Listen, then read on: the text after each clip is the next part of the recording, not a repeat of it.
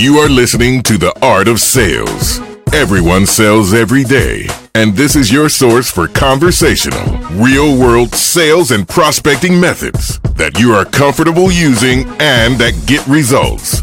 You'll help people buy instead of pushing them into being sold. Here's your host, Art Subcheck.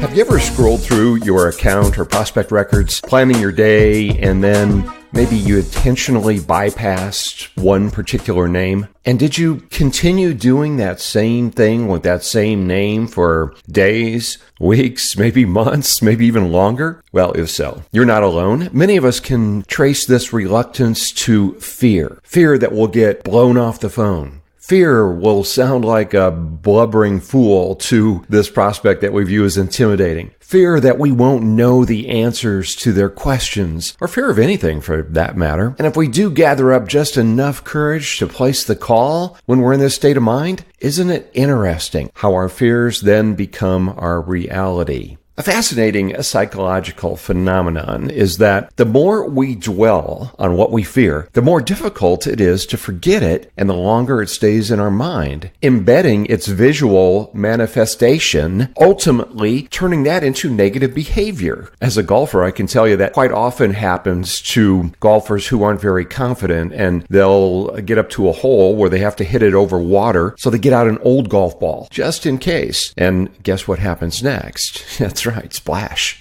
To overcome fear, Dr. Viktor Frankl suggested that you turn your fear into a ridiculous, absurd event in your mind and then allow the natural human reaction to absurdities to turn it off completely. For example, when you hear of something that is totally off the wall, you just kind of shake it off and say, no way. Kind of like the headlines you might see in the tabloids at the grocery store checkout line. So here's what you can do. Try this. Take what is holding you back, what is hindering your success, and then exaggerate it to the extreme. So let's say that maybe you're fearful of calling a particular contact in a big company. So you could say something like, and again, this is an example, I'm scared silly of calling the big fish company because my contact, Mr. Mackerel, is actually a demon with supernatural powers. He has, on occasion, actually transformed himself into digital signals, sending himself through the phone lines, through the headsets of sales reps, into their ears, and attack their brains, in most cases turning their mind into useless jelly, leaving their bodies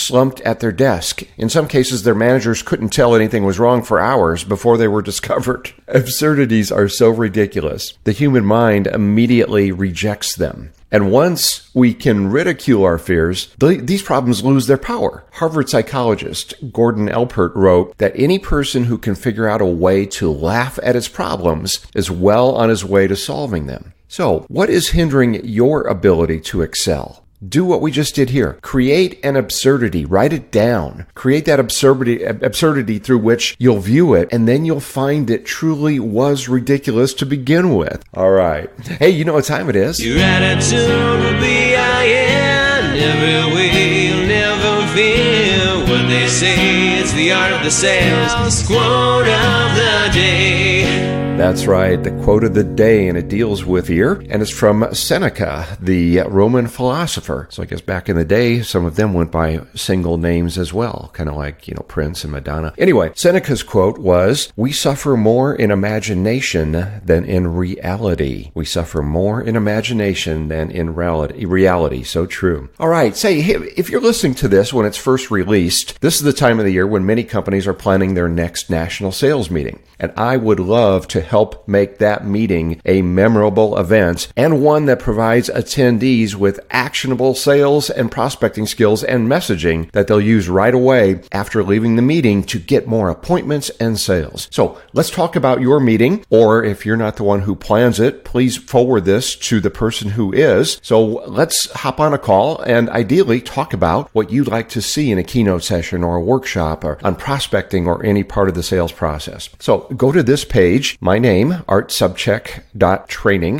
ARTSOBCZAK.training. Scroll to the bottom of the page for the sales meetings and events tab, and then read through that, and then click on the button at the bottom. Hey, thank you so much for investing your valuable sales time with me. Until next time, go out and make it your best sales day ever. I'm Art Subcheck.